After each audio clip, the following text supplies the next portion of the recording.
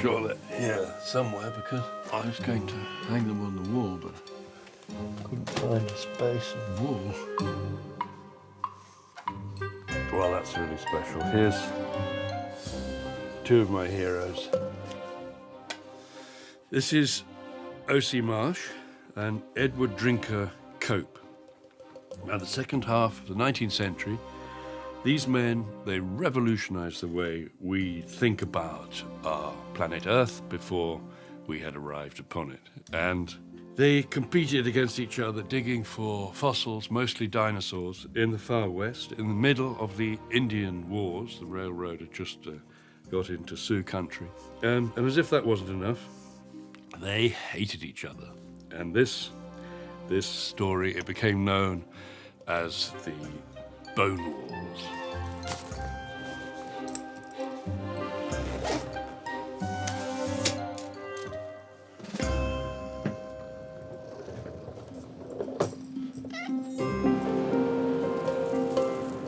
I was born in the wrong century.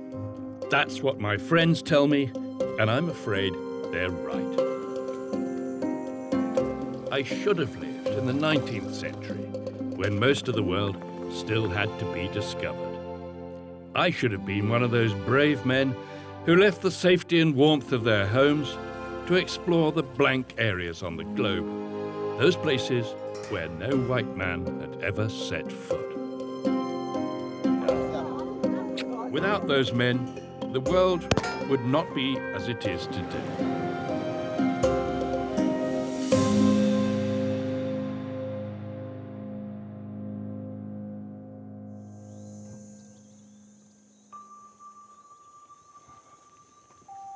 This is America, and 150 years ago, most of the country must have looked like this. But we have to add some things to the picture. Buffaloes and eagles were ruling the prairies, and ferocious Indians were chasing gold diggers and cowboys that had taken their land.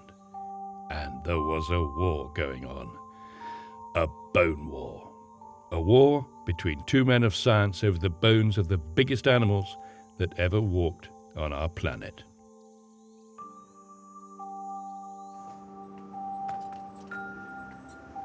And it all started here in Philadelphia, hometown of Edward Drinker Cope.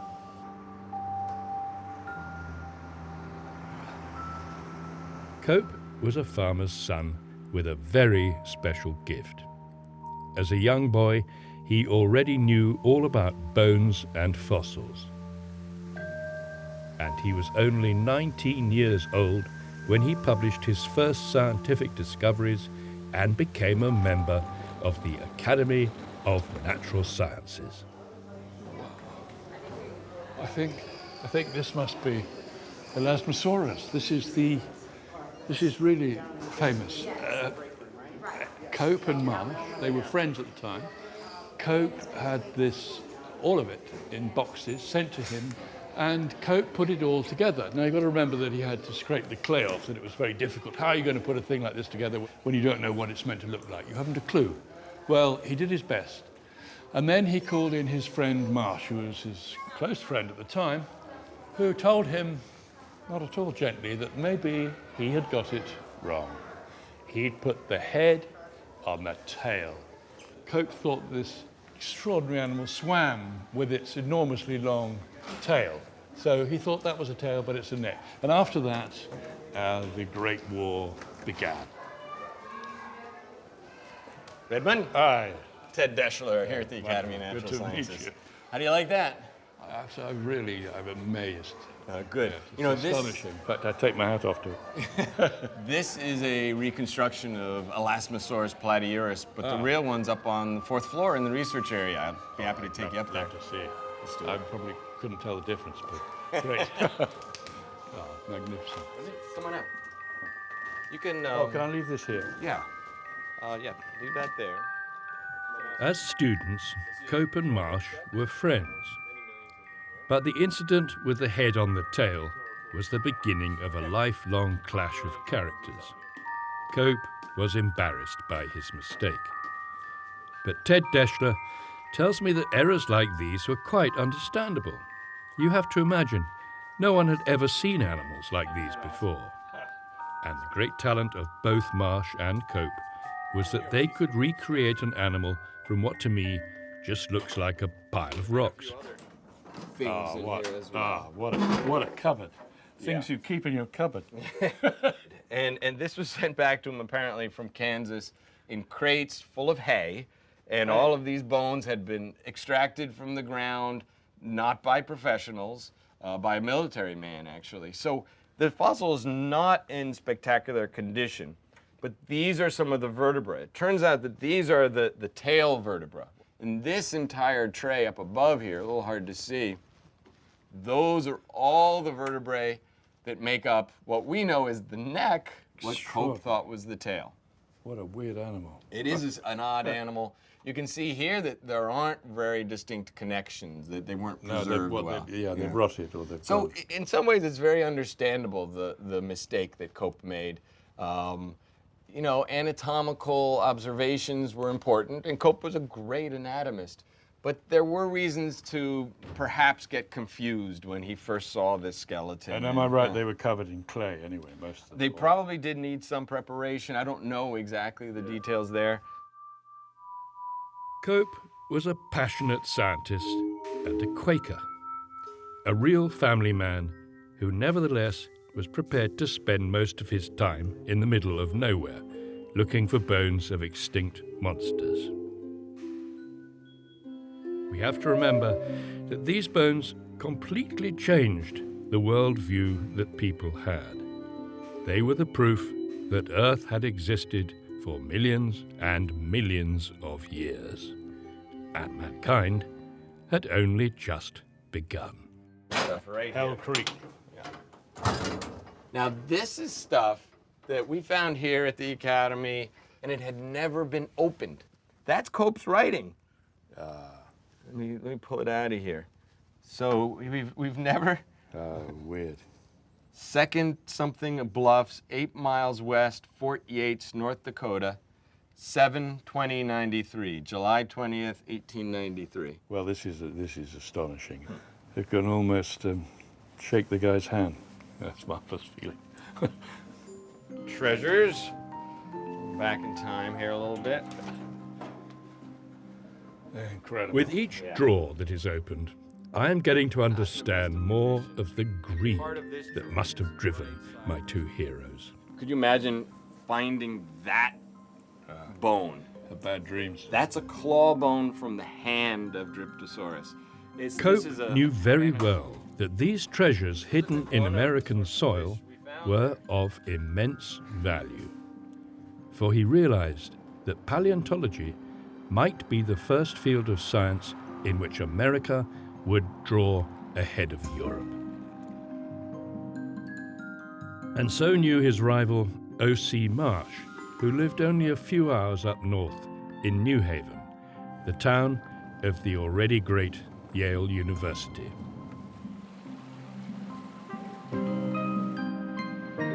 Marsh was a real man of science, an introverted, lifelong bachelor, but at the same time, a calculating networker with a very wealthy uncle who paid for his studies and for his first expeditions. Well, this is the most wonderful place. This is Marsh's base, his home. From all over America, in fact, from all over the world, he brought bones and specimens, and he created this. And he got the money out of his uncle, the great philanthropist Peabody. This really is Marsh territory. After a few travels, Marsh discovered that he wasn't made for the heat and dust of fieldwork. And luckily, he had the money from his uncle to hire men to do the excavating for him. A completely different way of working from Cope, who spent years of his life in the field. Yeah. From all the tons of bones that Marsh collected here in the basement of the Peabody Museum, my new friend Dan Brinkman shows me a tiny little box that might contain the real reason for the lifelong battle of my heroes. Now, before the fossil feud, Marsh and Cope were actually, early in their career, were actually friendly to each other. Cope invited Marsh to visit some of his fossil collecting areas in New Jersey. And Cope actually named a fossil amphibian from Ohio in honor of Marsh. In return, Marsh named a mosasaur, a marine reptile from New Jersey, in honor of Cope. Here is that specimen. It's Mosasaurus copeanus. Yes. Okay, well, some scholars argued that this is actually the start of the feud. The feud, calling it an anus. Calling Cope an anus. Yeah, you can see why Cope would be angry.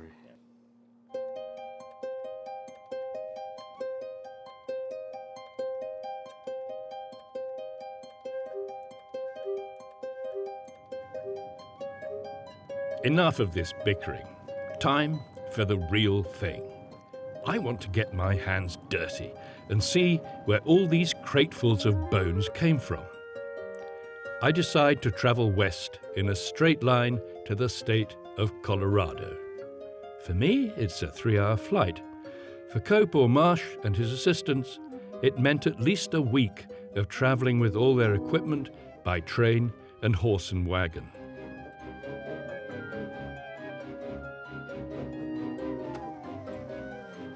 We are about to meet Bob Backer, a very well-respected paleontologist and bone hunter.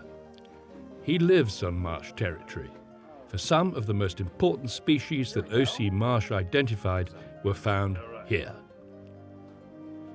Before taking me to one of Marsh's historical quarries, Bob wants to buy me a hat that makes me look more like one of the locals.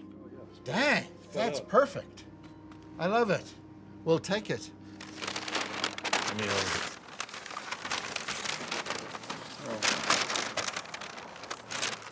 Marsh was here, New Haven, Connecticut.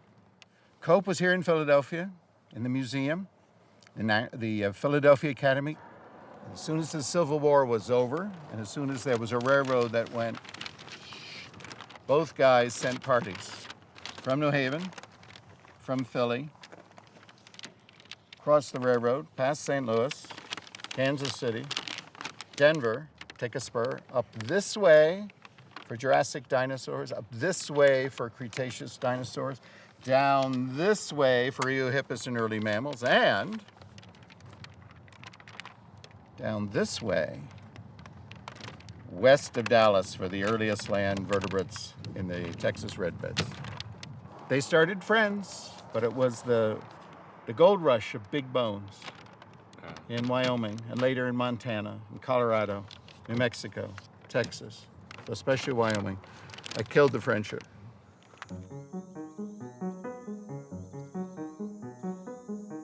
Finally, it is going to happen. Bob is taking me to the quarry that provided Marsh with one of his most important species, the apatosaur, or as Marsh would call it, a brontosaur, a huge animal as heavy as 25 family cars. How on earth would he have managed to walk up this steep hill? Well, it's The empty marvellous. tomb. That's where the first apatosauruses were found. So this is where that discovery came from. Absolutely, yeah.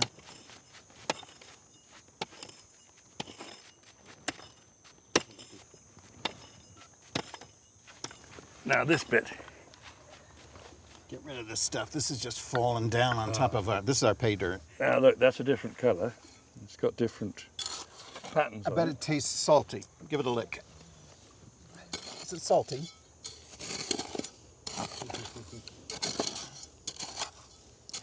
Yeah, I suppose so. Very mildly, if it is. There is sodium carbonate in here.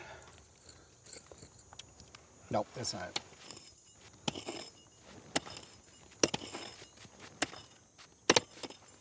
What's that? It's got a conchoidal breaking Yeah. pattern to it. Specified out there. Got to be some silica in it. The reason why we're getting so excited as we're digging here is because we're finding this dark gray mudstone. The carbon, which is responsible for the dark matter in the rock in your hand, the best source for that carbon is a dinosaur carcass. My God. How amazing. Touching 148 million year old dinosaur blood and guts. Can I keep it? You may have it.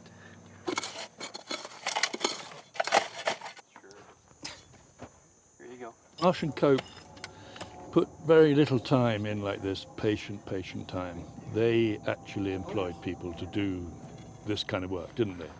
To our knowledge, Professor Marsh, who named all these animals, Stegosaurus, Apatosaurus, Diplodocus, never set foot in this hole, the most important hole of the Jurassic. No, never come here. So Marsh sat behind his desk in New Haven and named the bones that his assistants found here, Brontosaur. But Marsh, too, was not infallible. Nobody noticed at the time, but Marsh put the head of a completely different animal on the skeleton of his Brontosaur. And it would take another 40 years for this error to surface and be corrected. Mistakes like these were abundant, and the fact that Marsh and Cope were rushing for priority in the naming of new species didn't make things any better. Ah, that's amazing. But you've done that just in, can I hold it up? You did that just, well, in a minute at most. That is the animal that caused Marsh and Cope to hate each other. It's this one, not dinosaurs, not pterodactyls, not birds, that specific animal. The first field parties, 1870s, go out there, they find these things. And it's like finding a living griffin, a dragon. The heads are this big, has 6 horns, it's a plant eater, it's huge, has saber teeth. I mean, it's absurd. It just exploded their preconceptions of nature's geometry.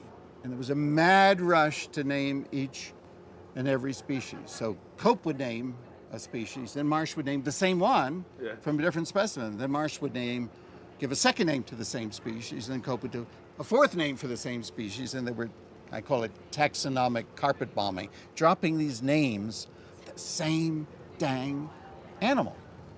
And each knew the other was doing it. Absolutely. Yes. It got so bad that to beat Marsh, Cope was out in Wyoming, and he thought he had another one of these, a Uintathere. He didn't want to wait for the mail. He went to the telegraph office and he telegraphed a scientific paper. Oh, and they got the name wrong, is that? And it was full of misspellings. It's full of misspellings.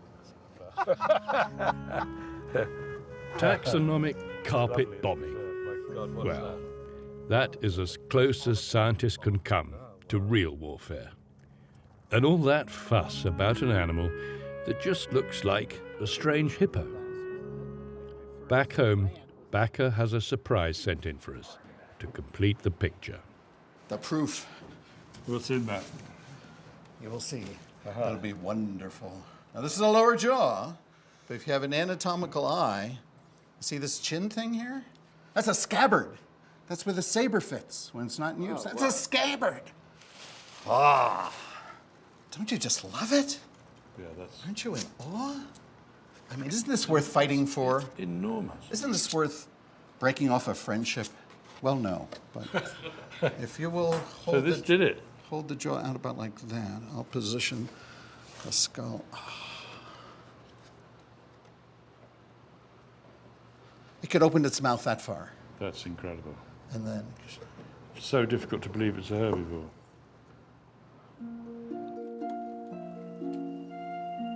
Remember those scary little dinos chasing Jeff Goldblum and Julian Moore in Jurassic Park? Well, those were velociraptors. And Bob Backer is going to convince me that they are actually very closely related to a chicken.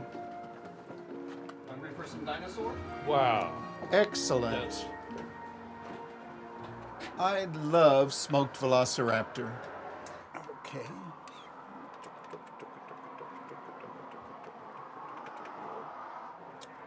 The problem of misinterpreting meat-eating dinosaurs, it went on for 80 years, was everyone was thinking lizard. Yeah. They wanted to take the hips and the shoulder and the jaws and the tail and rearrange them, distort them, disarticulate them, put them back together wrong, because they were thinking lizard. They had the wrong search image. Whereas Marsh and Cope too, it suddenly dawned on them, that's the wrong search image. You got to think big bird, not big lizard, big bird. When you think big bird, then you put the bones in the right place. Instead of putting this bone here as a collarbone, you put it way back here as a pubis. And then everything fell into shape. Yeah, it's quite a leap. Then everything worked. A primitive dinosaur pubis would be like this, and velociraptors like this. And then in modern bird, it sticks almost all the way aft. Yeah. Because if you bend the pubis down, it's what I call a gut-wrenching experience in Darwinism. Yes. The gut now gets really big and your center of gravity moves back, and now you can balance on two legs without a tail.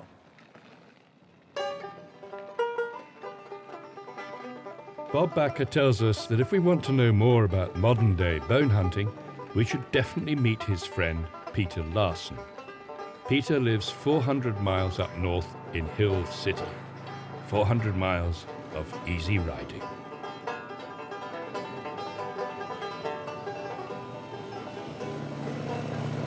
Backer told us that Peter Larson is a very experienced excavator in the style of Edward Drinker Cope.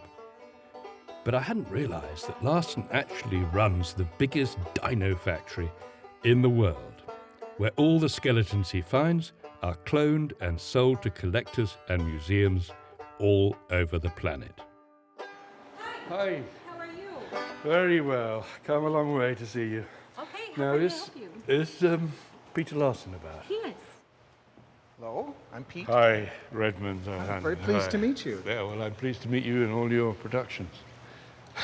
all your weird-looking children here. Well, that's Stan, the T-Rex. That really, So this that's- really is Stan. That's the original skeleton. In the cast, Peter holds the record for excavating T-Rex skeletons, and his great pride are Sue and Stan. So this is the skeleton. It has a cast skull on, but we have the skull. The original skull is down low over there where people can see it. Could Cope or Marsh have found it? I mean, if they... This particular specimen, no. But interestingly enough, the very first Tyrannosaurus Rex specimen that was ever found and described was found by Edward Drinker Cope. Just to show you, there's little hidden secrets all over this place. Peter really is We do the modern also day find, Edward Drinker there Cope. are many The fossils, things he digs up in the field are astonishing. kind of cool fossils here and there. This is a mosasaur, and this particular one, this is all original. And if you look closely, this is kind of cool. You can see That's incredible. right here, and you see these are shark's teeth.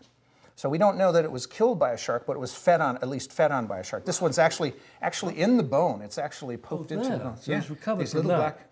I'll show you now another original specimen that we have here that we've been working on. This is a pretty spectacular fossil. All these bones in here are all parts of a Triceratops. The whole lot? The whole lot. There's no complete one known. In fact, the most complete one up till this specimen was about 50% complete. This specimen actually has all four limbs, all 4 feet. Not every bone. This bone is restored. This bone is restored. But all the rest of them are original on this. And this is a hand. This has 1, 2, 3, 4 bones made. The rest of them are original. And this one also has some skin preserved. That's the skin. That's the skin. You can see these big tubercles. One of the things that Marsh and Cope probably found but didn't know what it was dinosaur skin. So this is something that they may have seen but not recognized. By the late 1870s, Marsh and Cope, they were spying on each other. The war was really hotting up. And Marsh, especially, being more paranoid than Cope by a long way, he actually invented a code for his telegrams so that Cope's men couldn't possibly know what was going on, even if they jumped the operator in a post office. So money was ammunition, luck was health, and Cope was B. Jones.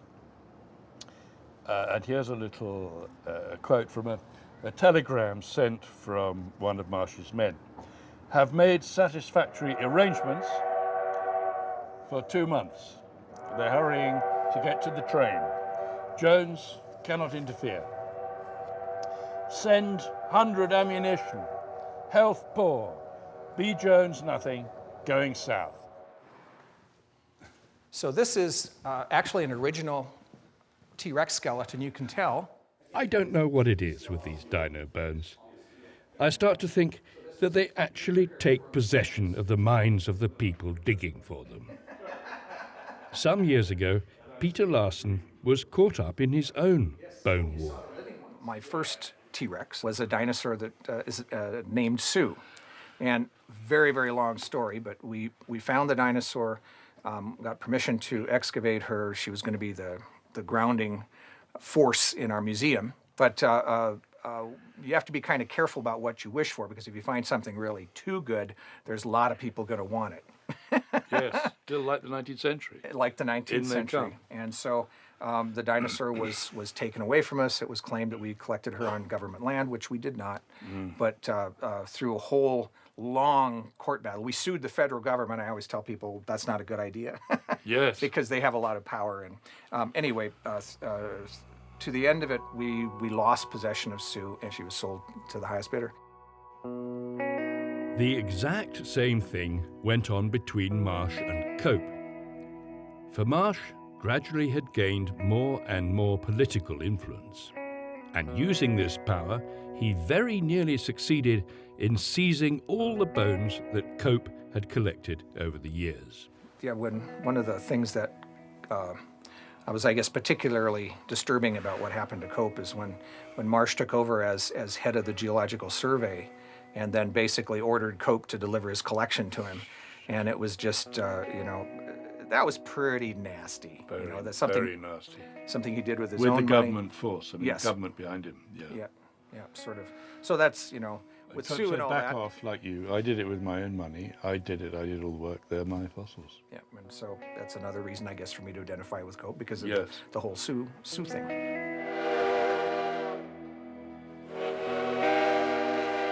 We move up north to the most remote area where Edward Drinker Cope ever went to look for bones, the real Wild West. Meanwhile, the battle continued. This is Marsh in a letter to Cope. The Kansas fossil you sent came all right. Where are the rest? And how about those from Wyoming? The information I received on this subject made me very angry. And had it come at the time, I was so mad with you for getting away Smith, to whom I'd given valuable notes about localities, etc., I should have gone for you. Not with pistols or fists, but in print. I came very near publishing this with some of your other transgressions, but my better judgment prevailed. I was never so angry in my life. Yours very truly, O.C. Marsh. While the two kept on fighting, crates full of bones were coming in from the west, by railroad. The development of the Union Pacific Railway disclosed many treasures for both Marsh and Cope. I'm heading for Montana, one of the most desolate regions of America. Hundreds of miles of prairies where even the railroad stops. When Cope traveled here, the land was still full of buffalo and Indians. My goal is the Missouri River Valley, where Cope made some of his most valuable discoveries. A place that is very hard to reach, but apparently still today a paradise for paleontologists and dino hunters. We spend the night in a hunter's lodge, and I must say, I feel a bit uneasy while packing my suitcase for an expedition tomorrow.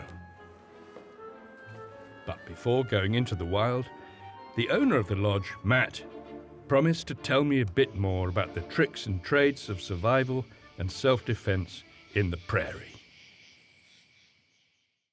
This gun will kill about anything on Earth. Yes. But it's basically the same as the Winchester repeaters that would have pretty much settled the area. Yeah. And this, if you grab one of those shells there, this is a Snub nose, or have you marked that? No, this is called a 4570. And these were the guns that basically killed most of the buffalo of the West. Give her a try? Yeah. Hey, Daddy. You do We're too. gonna do this one.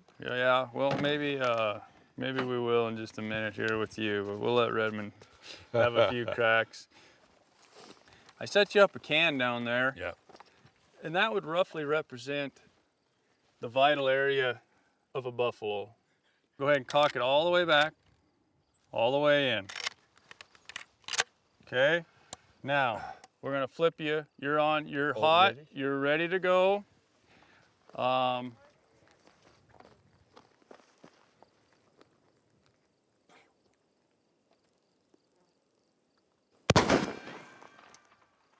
About 20 yards over the top.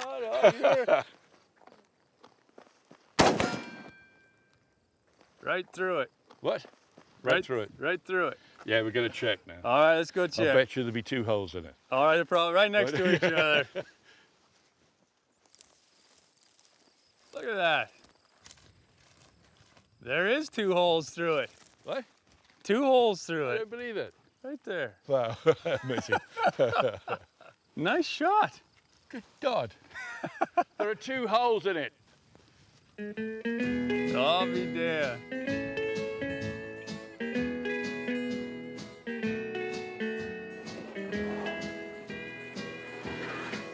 I went down to the river to watch the fish swim by. So this is the day. We are going to float down the Missouri River. And writer Mark Jaffe, who wrote a brilliant book on the Bone Wars and knows all about Marsh and Cope, is joining us on this expedition. So why did Cope come here to Montana, to the far west, miles and miles from anywhere at all? Well, it started with either you could call it a hunch or an educated guess. He knew from the geology that there was a formation, the Hill Creek Formation, which is pretty high up on these bluffs, that he wanted to look at. It was a Cretaceous formation laid down at the time. This is all part of the edge of a great inland sea that covered the heart of the continent.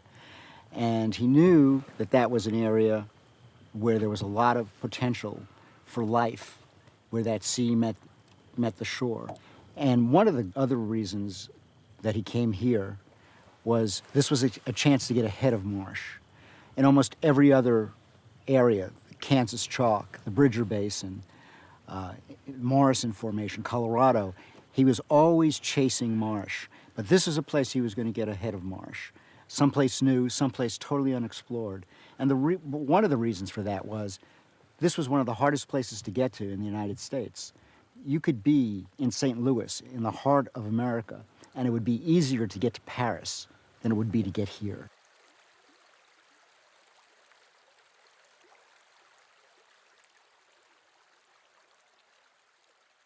But then, and the other time, it's actually quite easy to imagine a vast inland ocean stretching that way, and this would be the coast of it. And here, there's a bald eagle. Wow, how fantastic. Yeah. Wow, there's a bald eagle.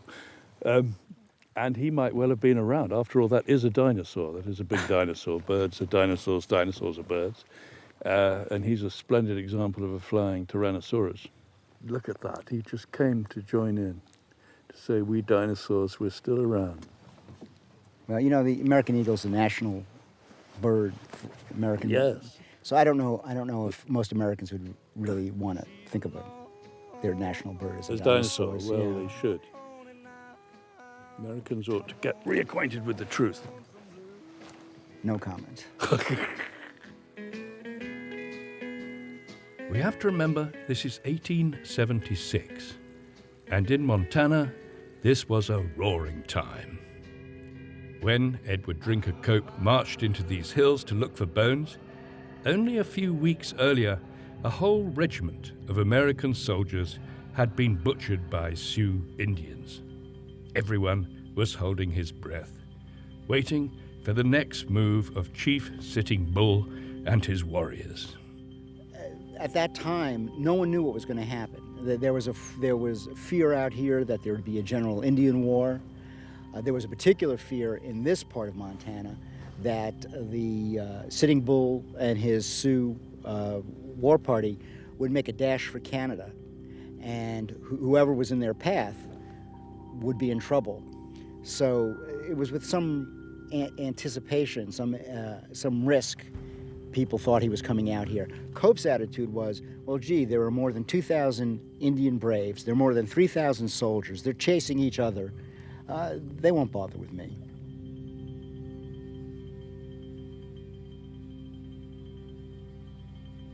It was just through here, the plains just above these bluffs here. They're hauling the bones across. Cope's scout says Indians are coming. He leaves, the cook leaves. And then they had to lower all those bones and that wagon down to the river again.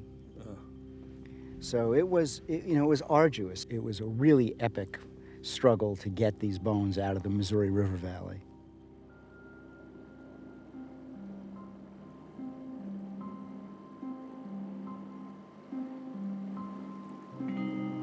A whole day of floating down this river into the wild produces a dreamlike state of mind.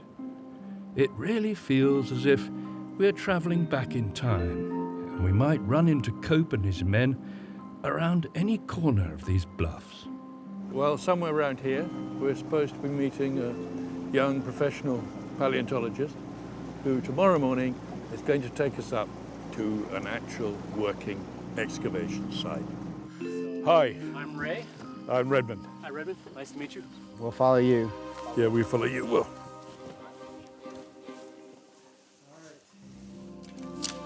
are these are straight from the Civil War, do you think? Or earlier, perhaps. Huh?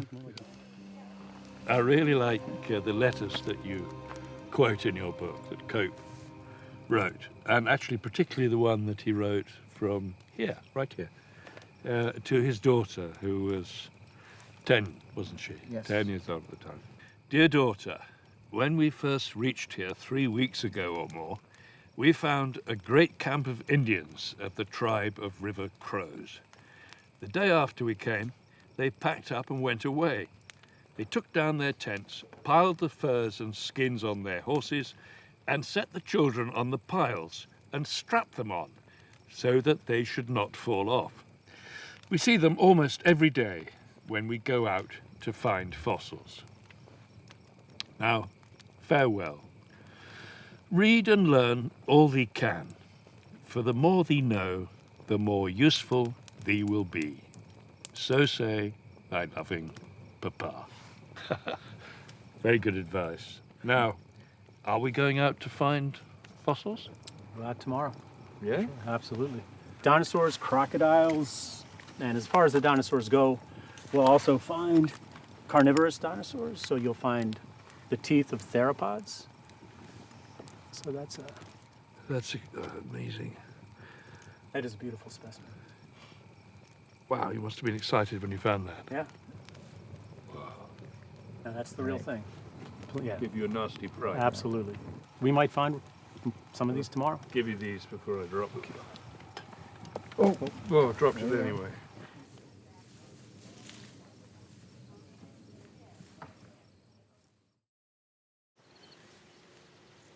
It'd be fun to be a river ranger, I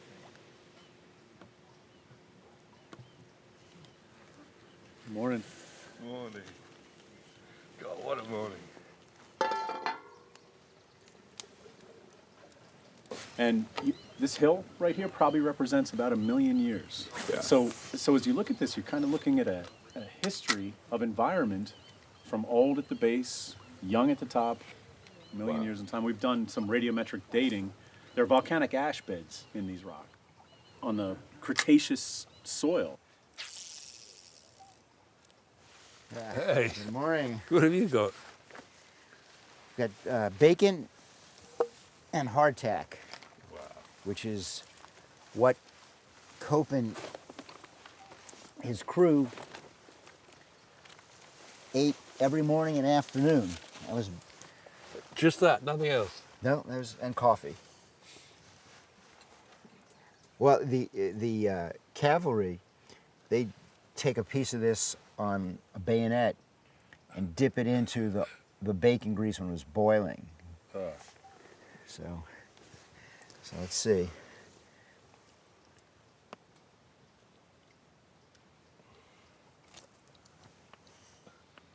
I don't think my teeth will do it. No, it You won't.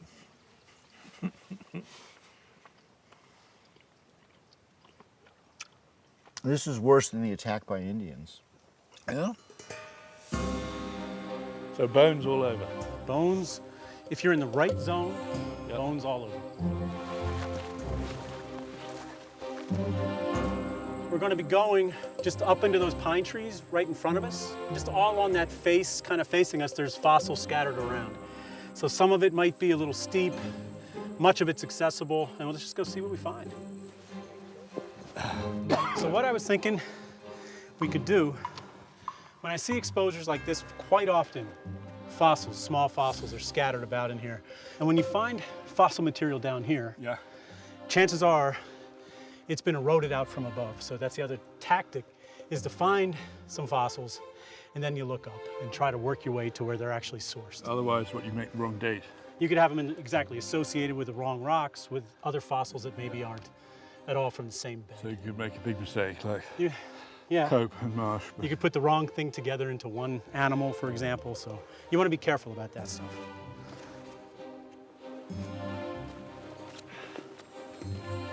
So yeah, so you just, scan the ground, see what you find.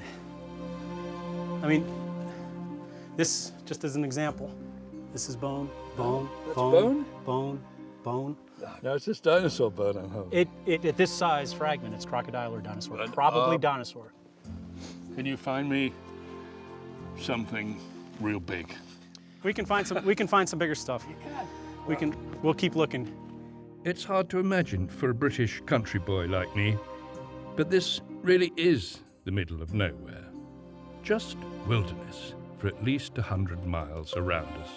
So most probably, we are the first human being setting foot on this exact piece of land. And that idea contributes to a feverish greediness. Bone fever. I mean, I think we're all feeling it now. Look, everybody is frantically looking for a specimen. And like me, they're hiding it away in their pockets. Don't do that. This is what must have driven Cope. Beyond every edge of stone and clay, a skeleton may be hidden for me, waiting to be discovered. Mark, Redmond, I think I got some bigger bones down here. What do you think they belong to? Well, they're definitely dinosaur. It's kind of tough to tell. It looks like it's got a blade that comes down, so it's really tough to tell, but there's a second large bone right here. So excavating this, I can just imagine if Cope were to come across this and he had people working for him, he might tell them to take the top off and see what's underneath it. Right? You wouldn't use a little dynamite, no? Yeah, it'd be fun, but it would destroy everything. Yeah. We found them. Real dinosaur bones. And Mark even finds something that makes you very glad it's just fossils and not live animals we are finding here. That's a big tooth. But I do realize now it would take ages to get all this mess out of the ground. Imagine camping here for weeks to dig in the dusty clay under the burning sun with the rattlesnakes and the bugs swarming around you. How on earth would Cope and Marsh still find time to quarrel if digging out and identifying these bones already takes so much effort? Later in life, the fight got even nastier, where Marsh convinced the Department of Interior that Cope's collections really belonged to the federal government, and the federal government demanded all of the fossils that Cope estimated he had spent $75,000 collecting. And Cope challenged that, and then in return took all the gossip he had collected about Marsh over the decades and gave it to a semi-reputable journalist, Hosea Ballou, who turned it into a series in the New York Herald in the 1890s that just dragged out every piece of gossip and dirty laundry. And while Marsh beat that back, the damage was done because it became a political football in Washington. So by the end, their budgets were cut. Many of Marsh's dinosaurs ended up going back to Washington. And it just bitter warfare that damaged everybody. Not only Cope and Marsh, but anybody who was close to them.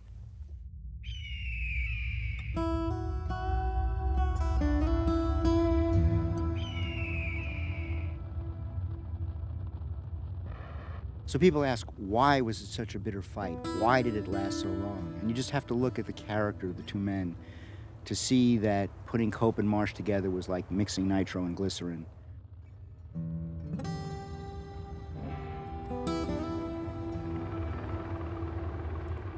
I decide to stay a little longer in the States to visit Edward Drinker Cope's grave in Philadelphia.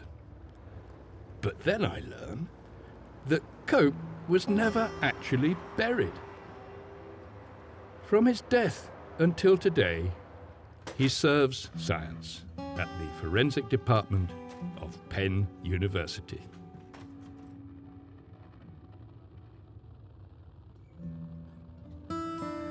How extraordinary.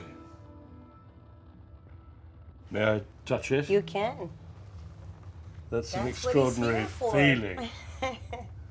Well, it's not given to many people to change the way we look at the world, the history of the world. But Cope, this very brain, the goo in here, the grey matter, actually gave us an extended sense of time, but I think more importantly, filled it with life, with animals, with tiny dinosaurs, with whole new niches, an extraordinary leap of the imagination back to a world far, far older than ours, which lasted, what, 150, 200 million years or something, and was as complex as ours, in some ways much more so. What a great gift to have given the world, and it all came out of here. A half expect to see a mark of genius or something quite different in the structure of this brain. Would you like to see the other parts of his I'd skeleton? love Do you think to, so? yes. Okay. So I think you can see. And I welcome you to pick them up if you would like, but do you see that it smells funny, first off. Yeah. Can you smell it? Bit rotten. Yeah. Mm. Had you ever thought of reconstructing him? Cope himself would have been able to reconstruct his own skeleton in half an hour, I should think. Probably, But, yes. to put him on display, I think it would be a great honour to have him standing in the dinosaur hall. I mean, well, I would love to be standing in the dinosaur hall so then. would I'm I. like, I know, like we must be odd or something. I have no idea. There's no greater wonderfulness or tribute, okay, than to really be studied. I mean, I think Cope was right. And then, of course, everything comes and impinges upon his will. When you do the reconstruction, I think you must make sure that you have the head at the right end. I'll give it a try. And unlike Cope, who was a little bit confused about the right end of the skeleton, I think we can get it right. Huge thing, Lasmosaurus. Yes. Yes. A great story too. Yeah.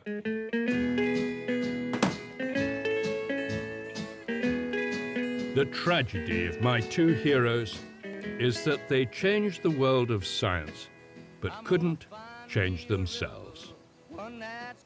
And that meant they kept on fighting their bone war until they both died as poor and bitter men. And to such a tragic fate, one can only say, well, I'll be damned.